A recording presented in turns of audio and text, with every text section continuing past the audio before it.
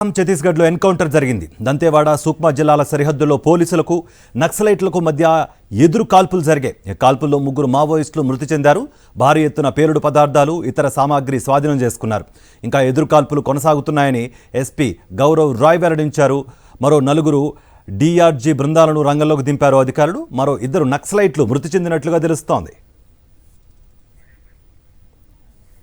ఇదే అంశానికి సంబంధించి మరింత సమాచారం మా ప్రతినిధి మహేందర్ అందిస్తారు. మహేందర్, కార్తిక్, సుక్మా జిల్లాలో మావోయిస్టులకు పోలీసులకు మధ్య జరిగిన ఎదురు కాల్పులు మొత్తం 3 మావోయిస్టులు చనిపోయారు. ఇందులో ఎల్ఓఎస్ కమాండర్ ఒకడు ఉన్నారు. ఇతనిపై 5 లక్షల రివార్డు ఉంది. ఇంకా ఘటనా స్థలంలో సంబంధించి కూడా పోలీసుకు సంబంధించి గాలింపు చర్యలు ఇంకా కొనసాగుతున్నాయి. 4 డిఆర్జీ బృందాలు కూడా ప్రస్తుతం సుక్మా జిల్లాకు సంబంధించిన అటవీ ప్రాంతంలో కూడా ముమ్మరంగా కుంబింగ్ చర్యలు చేపడుతున్నాయి. అయితే మావోయిస్టులకు సంబంధించి కాల్పులు జరిగిన ప్రాంతంలో కూడా భారీ ఎత్తున పేలుడు సామాగ్రిని కూడా పోలీసులు స్వాధీనం చేసుకున్నట్టు తెలుస్తుంది. గత వారం రోజుల వ్యవధిలో చూసుకుంటే మనం ఛత్తీస్గఢ్ సంబంధించిన పోలీసులు చాలా సీరియస్ గా ఆపరేషన్ అనేది చేపట్టారు. బస్తర్ రేంజ్ పరిధిలో ఉన్న అటవీ ప్రాంతంలో కూడా ముమ్మరంగా కుంబింగ్ చర్యలు చేపడుతున్నారు. ఇటు కేంద్ర పోలీస్ బృందాలు కూడా ఇటు సంయుక్తంగా జాయింట్ ఆపరేషన్ గా కూడా ఈ కుంబింగ్ సంబంధించి నిర్వహిస్తున్న పరిస్థితి కనిపిస్తుంది. దీంతో ఈ నేపథ్యంలో పెద్ద ఎత్తున కూడా ఇక్కడ అటవీ ప్రాంతం సంబంధించి మావోయిస్టులకు సంబంధించి ఛత్తీస్గఢ్ అనేది మావోయిస్టులకు కొంత కంచికోట అని చెప్పాలి. ఇక్కడి నుంచే వాళ్ళు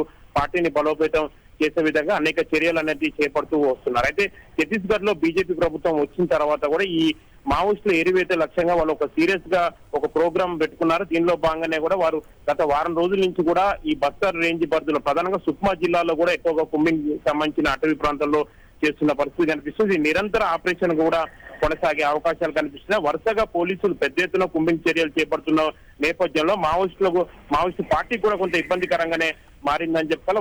వారు ఈ నేపథ్యంలో షెల్టర్ కూడా మార్చుకునే ప్రయత్నాలు కూడా చేస్తున్నారు తెలుస్తుంది. ఒకవేళ షెల్టర్ మార్చుకున్నా కానీ తిట్టుకొట్టే విధంగా కూడా కేంద్ర పోలీస్ బృందాలు కూడా అన్ని చర్యలకు సంబంధించి చాలా సీరియస్ గా సంబంధించి ఆపరేషన్ అనేది కొనసాగుతూ వస్తుంది. ఇటీవలే కాలంలో చూడొచ్చు, మనం ఛత్తీస్గఢ్ లో కాంగ్రెస్ ప్రభుత్వం హయాంలో మావోయిస్టు పార్టీ కొంత బలోపేతం అయ్యేందుకు కూడా చర్యలు చేపడుతూ వచ్చింది. ప్రస్తుతం బీజేపీ పార్టీ అక్కడ ఛత్తీస్గఢ్ లో అధికారంలోకి వచ్చిన తర్వాత కూడా అక్కడ పరిణామాలు పూర్తిగా మారాయి అని చెప్పాలి. ఇది మావోయిస్టు పార్టీకి చాలా ఇబ్బందికరంగా మారుతున్న నేపథ్యంలో వాళ్ళు కూడా ఒక వ్యూహరచనలు కూడా మావోయిస్టు పార్టీకి సంబంధించి చేస్తున్నట్టు కూడా తెలుస్తుంది. కాబట్టి మొత్తాన్ని మాత్రం ప్రస్తుతం మాత్రం ఈ పోలీసులకు సంబంధించి డిఆర్జీ బృందాలు 4 బృందాలు కూడా అక్కడ కుంబింగ్ చర్యలు చేపడుతూ వస్తున్నాయి. ఇది నిరంతర ప్రక్రియ కూడా కొనసాగుతుందని కూడా బస్తర్ రేంజ్ ఐజీ సుందర్ రాజన్ చెప్తున్నారు. Karthik, Mahender, right, thank you.